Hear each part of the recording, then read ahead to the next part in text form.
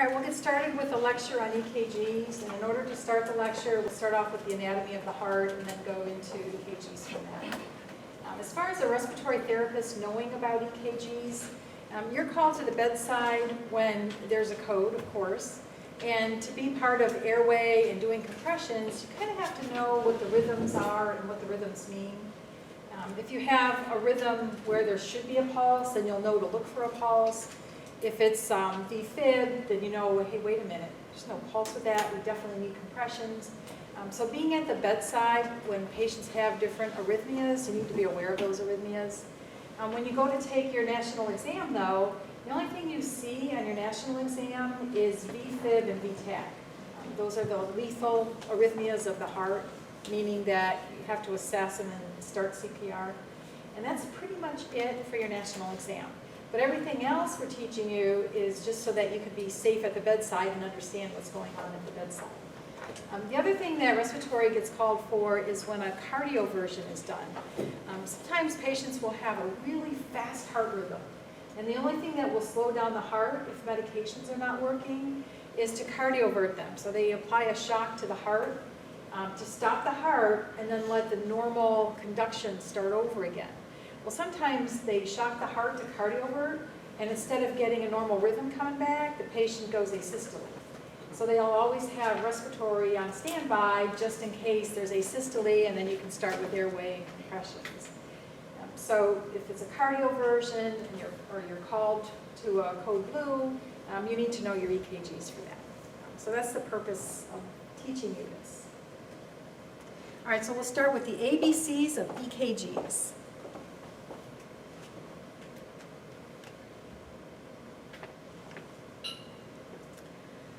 All right, so starting with the anatomy of the heart. The heart is shaped like a fist. It's about the size of your fist. If you make a fist, it's the size of your heart. And when we refer to the base of the heart, we're actually referring to the top of the heart, where all the major vessels come out of the heart.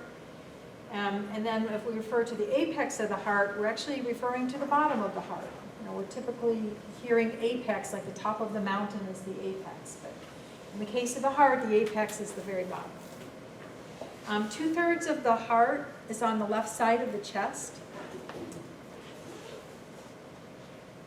So you would think when you're doing chest compressions that you should compress on the left side of the chest. However, that's not the case. When you're doing cardiac compressions, your hands stay on the sternum. And when you push the sternum into the thorax, what you're doing is increasing all the pressure in the thorax, and that will squeeze the heart and push the blood out of the heart. So even though the heart is 2/3 on the left, you compress on the sternum, and it's because the increased pressure is what actually ejects blood from the heart. So if you're listening to heart sounds,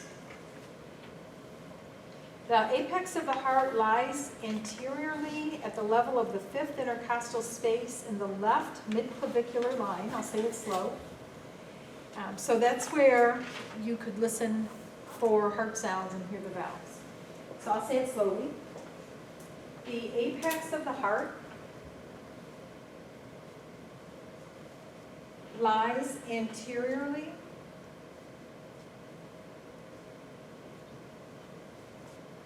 at the level of the 5th intercostal space and the left mid-clavicular line. So clavicular is like the middle of your clavicle. Mid-clavicular, C-L-A-V-I-C-U-L-A-R, mid-clavicular line.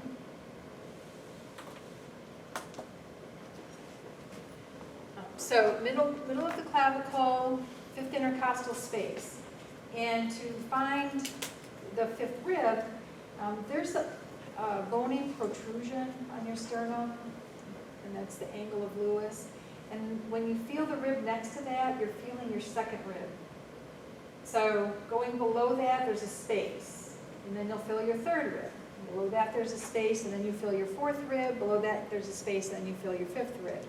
So 5th rib, mid-clavicular line is where you listen to heart sounds.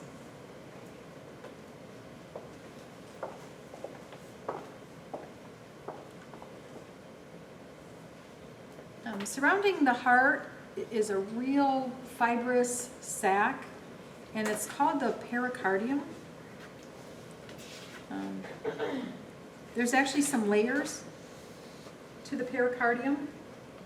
There's the visceral layer that wraps around the heart muscle. And then there's a layer on top of that, the parietal layer. So visceral around the heart muscle. On top, parietal.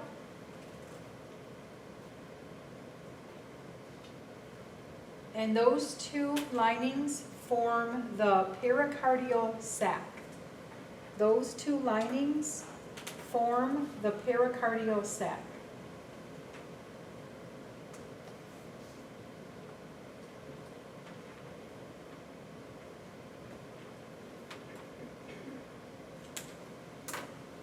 So what would a pericardial effusion be? There's fluid between the visceral and pericardium. Pericardium, very good. Yeah, so fluid can accumulate in there. It can happen with trauma to the chest. It can happen after open heart surgery.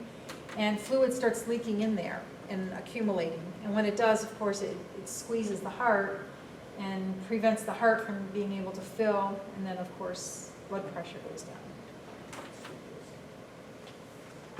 There's 3 layers of the heart wall.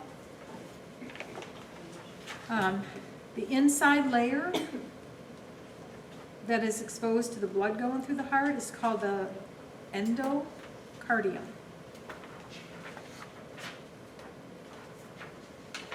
It's labeled at the bottom. It's really, really tiny on the picture that you have in front of you. But the inside layer is the endocardium. The muscle layer is called the myocardium. And surrounding that is the epicardium, which we just explained was your pericardial linings, the visceral pericardium. So epicardium is the same as visceral pericardium. Epicardium is the same as the visceral pericardium.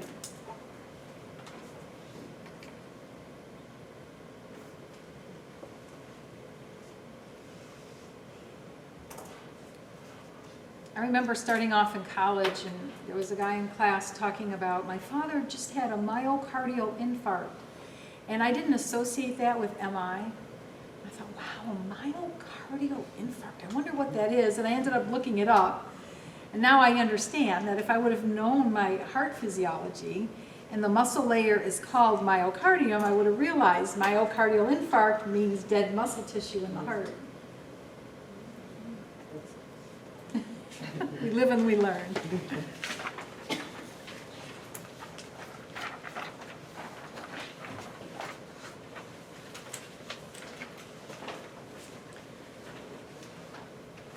This is a picture of the heart, and it wants you to notice that the pericardium rests on the diaphragm. Also, the left ventricle faces front and to the left. So looking at the picture, we see the diaphragm underneath the heart, and then the heart sits right on the diaphragm. Sometimes a heart attack, the patient will experience nausea and indigestion, and it's because it's close to the stomach, and sometimes the pain is referred to the stomach, and they think that they're just having a stomach upset, and they're actually having a myocardial infarct. And then looking at the way that the heart sits in the chest, the left ventricle is towards the front and to the left.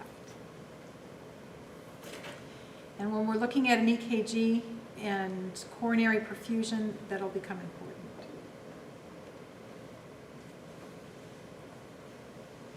All right, the interior chambers of the heart, let's review those. When blood is returned from the body, it comes through from the head, it'll drain into the superior vena cava. And if it comes from the lower part of the body, it'll drain in from the inferior vena cava, and the blood will end up in the right atrium. So as blood accumulates in the right atrium, it has to get past a valve in order to get to the right ventricle. Do you remember the name of the valve? Or can you read very well? Okay. How do you remember that the tricuspid valve is on the right? Try before you buy. Okay. So you remember the tri is the right, bi is the left? Yeah, Okay. it comes first. And then the right ventricle will eject blood where? To the pulmonary artery. Into the pulmonary artery. Through the And when it ejects blood into the pulmonary artery, what valve does it have to pass? pulmonic valve. The pulmonic valve. Why is it called artery? It has deoxygenated blood from the body. It's going away from the heart. Yeah, so any vessel going away from the heart is called an artery, whether or not it has oxygenated or deoxygenated blood. So that's why the pulmonary artery is called the artery. But yes, it does have the deoxygenated blood that returned from the body. Okay, and then the blood goes to the lungs, picks up oxygen, and returns via the pulmonary veins. And what chamber will it drain into? The left atrium. Left atrium. And then it has to get past a valve before it enters the left ventricle. Mitral. Mitral valve. Bicuspid. Yeah, so bicuspid is a proper name. When you're getting report, when you're listening to the surgeons, when you're working in the open heart unit, they're still calling it mitral valve. So that's probably the most common name you'll hear for that valve is mitral valve. All right, and then once the blood leaves the left ventricle, where does it go? Aorta. The aorta. Okay, it goes into the aorta, and it has to pass by the aortic valve. Why is the left ventricle have such thick muscle compared to the right ventricle? It's pushing against the resistance. It has to pump more blood. More blood? Or no, the arteries more resistance. to the rest of the body. So, There's more resistance to yes, push against. not more blood, but just more to all over. Yes. So it's pumping against a higher resistance, all the vessels in the body that have an increased diastolic pressure compared to the vessels in pulmonary circulation. And we'll go through the hemodynamics of the pulmonary circulation, but do you remember that it's really low resistance? You don't have tight muscles around the pulmonary artery or the pulmonary veins. Very low It's pressures. like 100 to 250 or something. Yeah, that's when you're calculating the PVR. pulmonary vascular resistance. But just to get a blood pressure in the pulmonary artery, it's like 25 over 12. So very low pressures. So the right ventricle has the easy job. The left ventricle has the hard job. And it's got to pump against arterial vessels that have more rigidity in the walls. So it has to pump harder to push the blood into all of those systemic vessels. Okay, we've already named the valves. And it's giving us chordae tendini. Do you know what those are? Those are the ones to bulbillary muscles. With the valves, yeah. So they connect the valves to the heart muscle. So it's a fibrous type of tissue that hooks onto the papillary muscles in the ventricle. And what I find interesting is I thought the valves somehow open up. But it's not the valve that opens, it's when the ventricles relax, it pulls the valves open. So just by the ventricle relaxing and filling with blood, it'll pull the valve open. And then when the ventricle is full of blood, all of that blood in the ventricle will push the valve closed.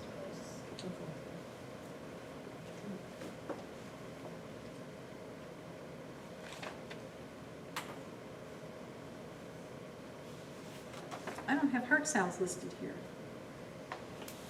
There's 2 heart sounds, Loved up. lub and dup. In my notes.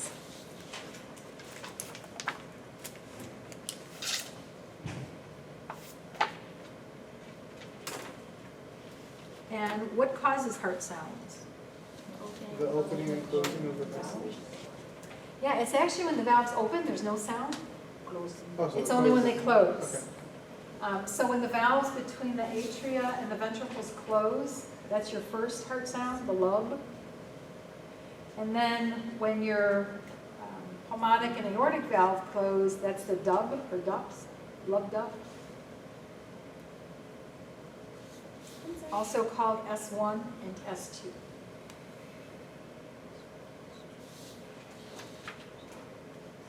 Question? What was you say which valves close? The only sounds you hear are when the valves close. Yes, you say that one thing, or which one closes to hear that sound? Oh, okay. The AV valves would be how you write it in your notes, but then let me explain AV valves. Those are the valves between the atria and the ventricles, the AV valves. So that would be the tricuspid valve and the mitral valve. The love or the dub? Love.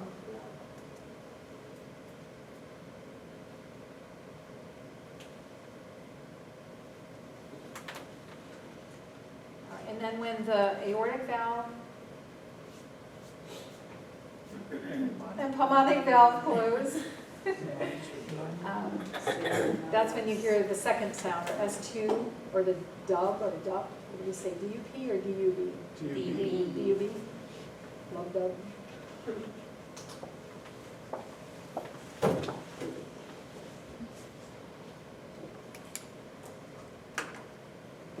All right, it's important to learn about the blood vessels that feed the heart. So when you're getting a report on your patients after open heart surgery, and they tell you they had a cabbage ×3 and they had to bypass the occluded LAD, what are they talking about?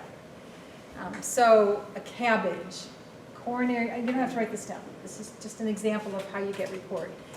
Cabbage, coronary artery bypass grafting, is if a patient's having a heart attack, they're taken to the cath lab, and they'll be able to see the perfusion of the coronary vessels, and if something's blocked and they can't open it during the cardiac cath procedure, then they take them to the OR and open up the chest, or do video microscopy, and they'll bypass the occluded vessel to reperfuse the heart.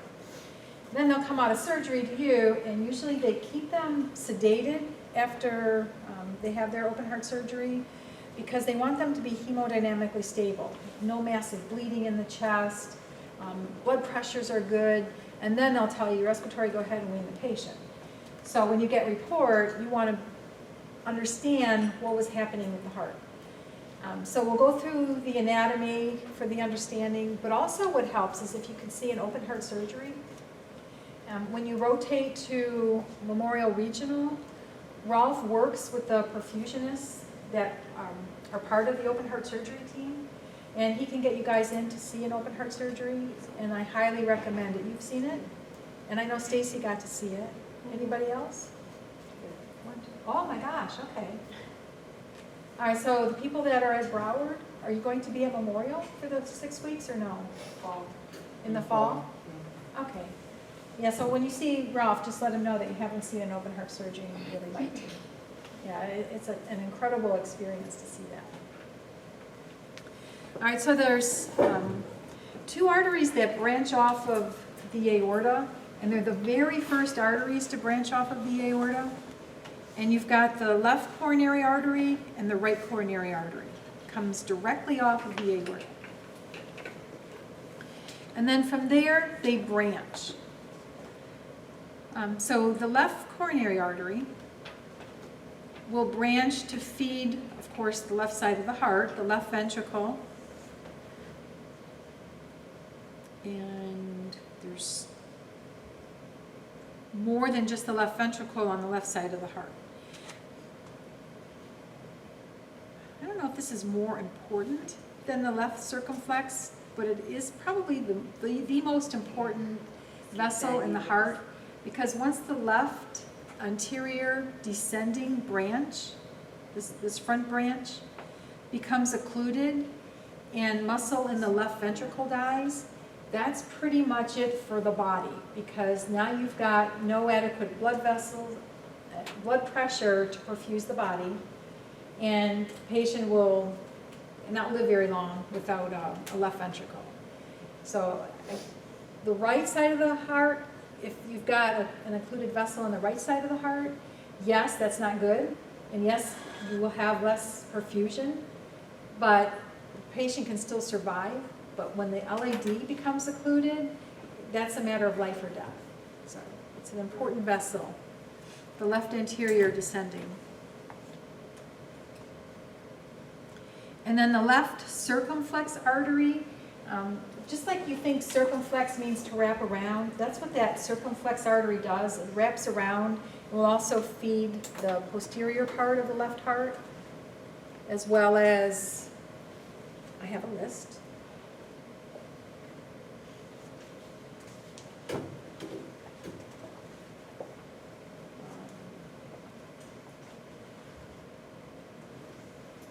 I just have the circumflex artery feeds the left side of the heart, including the SA node in 50% of the population. So I'll repeat that so you can write it. The circumflex artery feeds the left heart, including the SA node, which we'll talk about in a little bit, the sinoatrial node, in 50% of the population.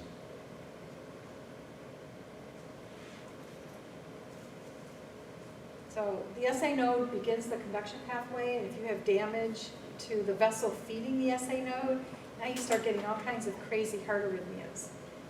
So that's why I'm telling you about the circumflex. All right, and next is the right coronary artery.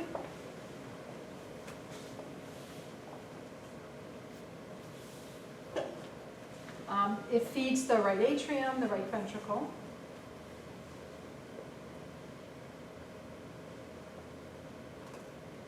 But I guess it doesn't have enough to do because it also wraps around and helps to provide blood flow to the back wall of the left ventricle.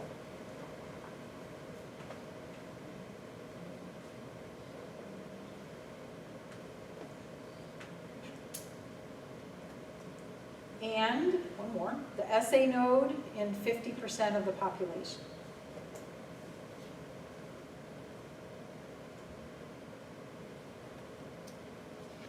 So for the right coronary artery, you wrote down that it provides blood flow to the right atrium, the right ventricle, and the posterior wall of the left ventricle, and the SA node in 50% of the population.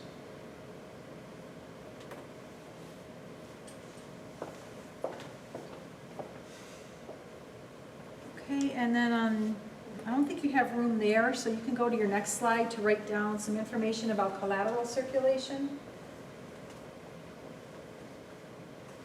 So let me explain collateral circulation, and we'll figure out what you can write down for that. It's possible for new blood vessels to start growing when there's an underperfused area of the body. So you've got a part of the body, it's not getting enough blood flow. New blood vessels will start to grow in that area. But it's a slow process. It takes several months to build new blood vessels. So if there's narrowing of the coronary vessels slowly over time, then new blood vessels will grow and still perfuse the heart.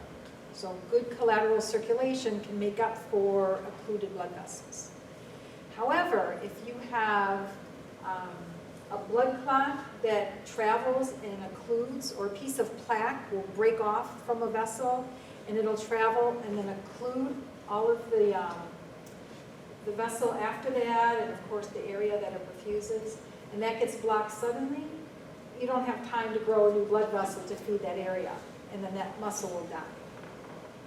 So that's collateral circulation. So I'm trying to think of some words here for you. I have growth of new blood vessels. It's for long term with a slow change in perfusion. You want to write that, or can you think of something different? This is good? Okay, so growth of new blood vessels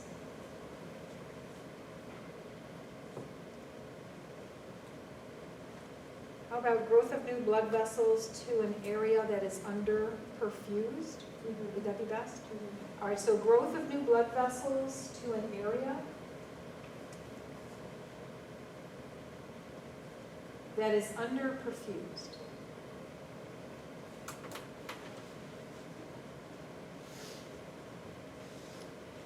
This is long-term.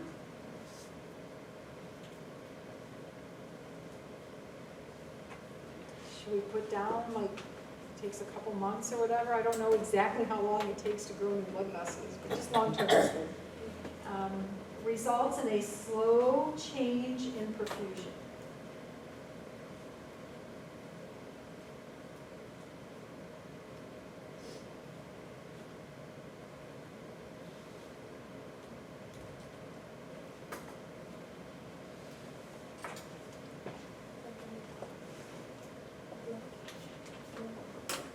Got it?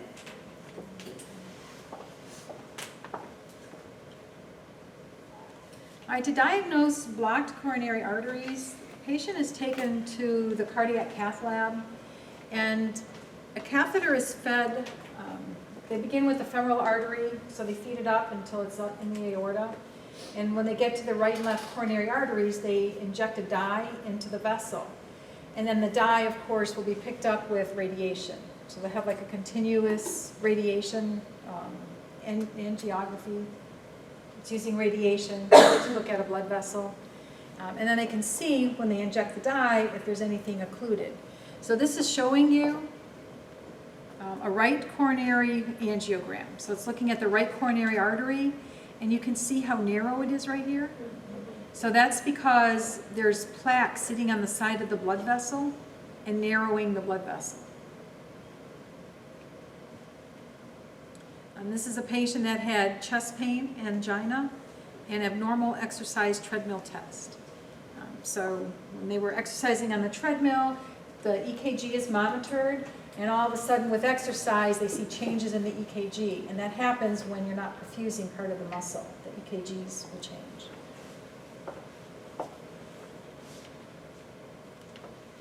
Oh, I'm going to show you a picture in D2L. Let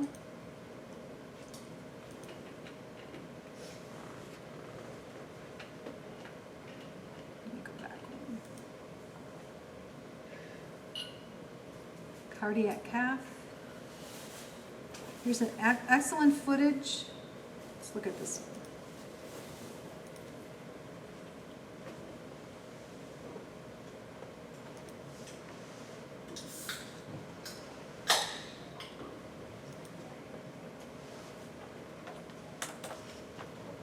This is a 57-year-old gentleman who presented with a non-ST segment elevation and lung with continued chest discomfort and rising troponins. He's here for a cardiac cath to investigate coronary anatomy. No Vincent Burns, sir. So we're going to access the coronary arteries via the right femoral artery. First numb up over the vessel.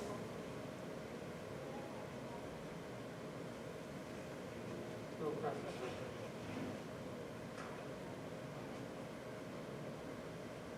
So they're just numbing the area, and now they're going to put the catheter in. Little pressure in the leg there, sir.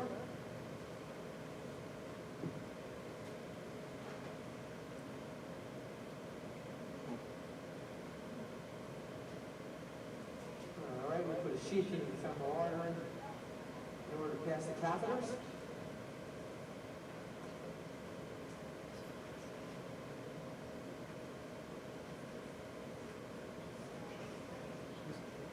The first catheter that we place is called a pigtail catheter because of its shape. And we're going to measure pressures inside the heart and outside the heart. The pigtail catheter is now outside the aortic valve. And we will now cross the aortic valve to measure the left ventricular pressure, retrograde here with the pigtail catheter. All right, we now have a catheter inside the heart, inside the left ventricle. Yeah. So they put a dye in the blood so that you can see the blood. Arteries that supply blood to the heart, the coronary arteries, catheters that will select the coronary arteries. And we're going to start with the left. And so far, so good. Wow. All right. We're taking a picture of the left coronary artery, the left circumflex artery, the left anterior descending coronary arteries supplies blood to the top and the front of the heart. The left circumflex supplies blood to the posterior portion of the heart, the back of the heart. And now we're going to look at the right coronary artery. Supplies blood to the bottom part of the heart.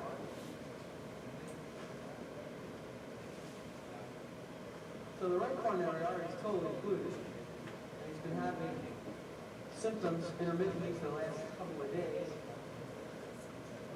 So we're going to open up the right coronary artery. He's had, looks like a little bit of damage to the bottom part of the heart, which is seen in this picture. And that's the part of the heart that's supplied by the right coronary artery. So this gentleman has an occluded right coronary artery, which is likely recent. His last prolonged episode of chest discomfort was today. So he's having ongoing discomfort. He has damage to the inferior bottom wall of the heart, which suggests that he's in the process of having what we call myocardial infarction or heart attack. The left system looks fine. So we're going to go ahead and open up the right coronary artery. So what we're first going to do is we're going to access the right coronary artery with a special type of a catheter called a guiding catheter. Place a wire across the blockage, and then pass a catheter that will remove clot from the vessel. In patients who have acute coronary syndrome or acute heart attacks, these are from clot and plaque. And so to make the artery ready for the step, we need to withdraw some of the clot. So we're going to do that with a specialized catheter first. Right now we're placing a guide catheter into the right coronary artery, which is occluded. So on the bottom screen, we're going to show the vessel as it is now that I can use for a road map, and then we're going to improve that vessel to normal. So the first thing we need to do before we place equipment into the artery is place a wire, manipulate a wire across the blockage in order to place all our equipment. Now we have a wire going into the artery. Okay, so we've got the wire across the blockage. What we're going to do is place this catheter beyond the blockage if possible. And then through the catheter with negative suction, attempt to remove the clot that caused this artery to block suction this morning. And then we'll take a look at the artery and see how it looks once we do all that. We're going to take a quick shot after the export catheter has been passed. So the artery is open. Wow, that's amazing, isn't it? Yeah. And now that we've restored flow in the vessel, we're going to use a balloon to open up the artery and do some nitroglycerin to get rid of some of the spasm. Do you know what nitroglycerin is? So now with the balloon, we open up the critical blockage. Vasodilator. And we still see a lot of thrombus in the vessel past the blockage. So we're going to put what's called the export catheter back down and withdraw a little bit more clot from there. So after one pass with the export catheter and one inflation of the balloon, the other is open and we're able to see beyond the blockage now and see what work needs to be done to restore blood flow to the artery. Now, Okay. we have the export catheter way down. So anyway, let me give you some notes to write on that. Oh, wait a minute. I didn't stop him? Clot as we pull the catheter back through the artery.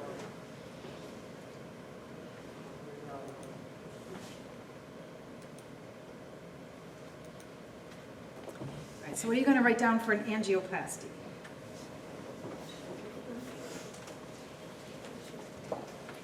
My notes have a mechanically widening a blocked artery. Does that work? Okay. Mechanically widening a blocked artery.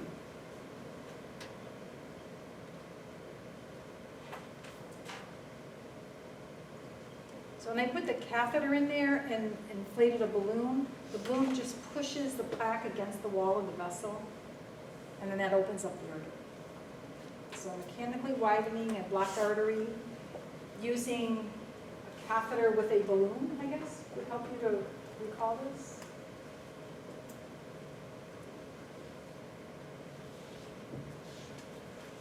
All right, once they get the vessel opened, they put a stent in there. And what a stent is, it's a vessel dilating spring. A vessel dilating spring that holds the vessel open.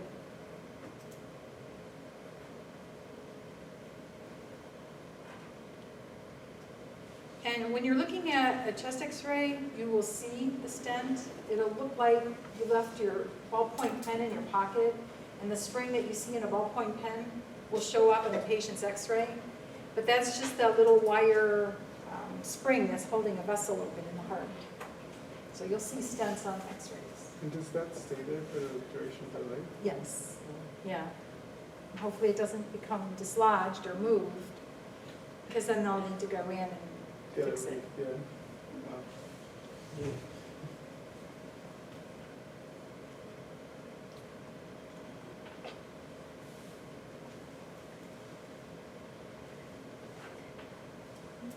All right, and then for CABG, or coronary artery bypass graft, that's taking the patient to surgery, possibly opening up the chest.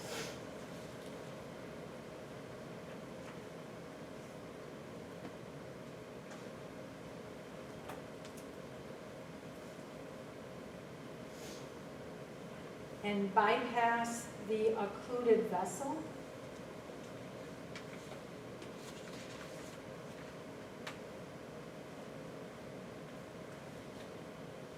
So bypass the occluded vessel with another blood vessel from the body. So you can put that down, then I'll explain this some more. With another blood vessel from somewhere in the body. Yes. So they could take the saphenous vein from the leg. They'll find a really good portion of the vein and just cut that, and then use that piece and bypass the occlusion, and then just sew it in. What do they do with the vein? Like what they cut off? The rest of it, they'll throw out. Like they'll find a good piece, and then they throw part of it I'm talking about out. like the part that was connected to, do they like close that? Yes. Oh, okay. Another popular vessel to use is the mammary artery. They take it from the mammary artery and are feeding breast tissue, and then just reroute it over to the heart and sew it into the heart so that it can perfuse the heart better. So when you take it from breast tissue, then new vessels can grow in there if there isn't enough blood supply going into breast tissues. It's not like the breasts die because you've just taken away the blood vessel, but there is collateral circulation. So those are the most commonly used vessels. The mammary, and what was the other one called? The saphenous vein from the legs.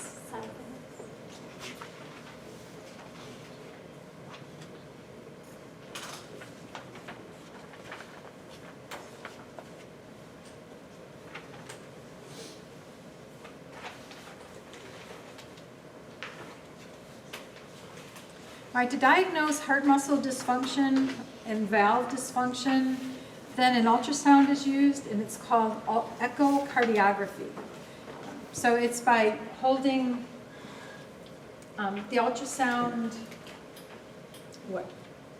device in the hand and just doing it over the chest, or they can also go into the esophagus and also get a really good look at the heart through the esophagus. So down here it says this is a transesophageal echocardiography demonstrating significant mitral valve stenosis. So transesophageal means they put the probe in the esophagus and they're looking at the heart through the esophagus because it's so close to the esophagus. Echocardiography, they're using ultrasound to get a picture of the heart and the valves. And what they're seeing is, it shows the left atrium, the left ventricle, and the mitral valve is very narrowed.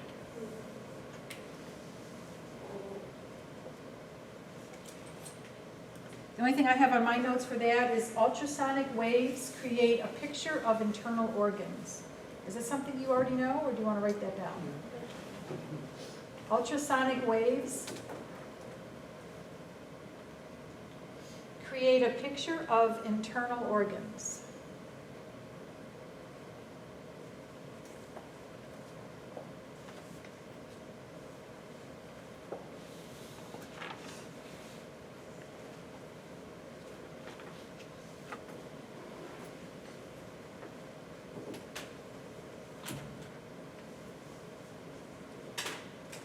All right, I'm going to read a scenario that's very typical of somebody who has chest pain and they're having an MI. It says, a 60-year-old woman comes to the emergency department with several hours of crushing substernal chest pain. Previously, this occurred while she was exerting herself and would abate with rest. This time, however, it developed while standing at work. The pain is severe, radiates down her left arm and up to her left face, and is causing her to feel sweaty, nauseated, and lightheaded. Her medical history is notable for hypertension, high cholesterol, and a family history of heart disease. Her coworker calls for emergency help, and she is given sublingual nitroglycerin and oxygen, which lessen her pain. Does that make sense to you? Why nitroglycerin is given to somebody who's having chest pain? It dilates the coronary vessels, and now you've got more perfusion going to the muscle, and of course, when you get better perfusion, the pain goes away. Oxygen delivered to ischemic tissue prevents necrosis. She is given aspirin therapy. What does that do? Hence the blood. Right, it prevents blood clots. And thereafter is transported to the local emergency department where an ECG shows ST segment elevation. So there's just a change in the way that the EKG looks that indicates that there's muscle damage. On examination, she is diaphoretic, tachycardic, in mild respiratory distress, and obviously still in pain. A chest x-ray is clear. So you can't take a chest x-ray and tell that somebody's having a heart attack. A cardiac troponin assay and creatine kinase, CMB, levels are moderately elevated. And we'll write down normal values for that, or do you guys already know that? I know that's what they look for, though. Okay, so we'll write those down in a minute. This patient has classical symptoms of angina, which is chest pain that is presumed to be due to coronary ischemia. Coronary ischemia is lack of oxygen to the heart muscle tissues that are dependent on the blood flow from the blocked vessel. This usually affects the left ventricle, but occasionally may affect the right side of the heart. Before the presentation that brought her to the emergency department, the patient's symptoms would have been classified as stable angina because her symptoms abated at rest. Now, her symptoms would be considered unstable. She most likely has an occluded coronary artery that, if it persists, may result in a more extensive damage. Her elevated cardiac troponin and CKMB, these are cardiac proteins that are leaked into the bloodstream when there is heart damage, such as ischemia. These levels already indicate that there has been cardiac injury. So there is little time to waste in preventing more heart damage. She therefore undergoes emergent left heart catheterization, not only because it would be diagnostic for occluded vessels, but also because there is a chance that the catheterization may in fact be therapeutic. An occluded coronary vessel can be visualized and opened successfully by means of angioplasty and possibly placing a stent to maintain the patency of the opened artery. All right, so that's typically how patients present. They have the chest pain, they're brought to the ER, they're rushed to the cath lab because time is so precious when you've got lack of oxygen to the tissue. So they want to get them to the cath lab and try and get perfusion reopened to that area of the heart before there's heart death. So the lab values for looking for cardiac injury, the first one is serum troponin. This is an enzyme that is released from the myocardium 2 to 3 hours after myocardial injury. So 2 to 3 hours after the injury. So you could check the blood levels of the patient. So they're having chest pain, you draw blood, and it won't even show up. So it takes like 2 to 3 hours before you can actually measure it in the blood. It peaks in 14 to 20 hours and then goes back to normal in 5 to 10 days. So a normal blood level for serum troponin is 0.1 nanograms to 3 nanograms per ml. I don't like having you guys memorize things, but I know that is a test question when you're studying for your test in 2 weeks. It does ask you for a normal blood level for serum troponin. And then CKMB, the creatine kinase myocardial band fraction. It's another enzyme released into the blood during myocardial injury, and I don't have the normals written down.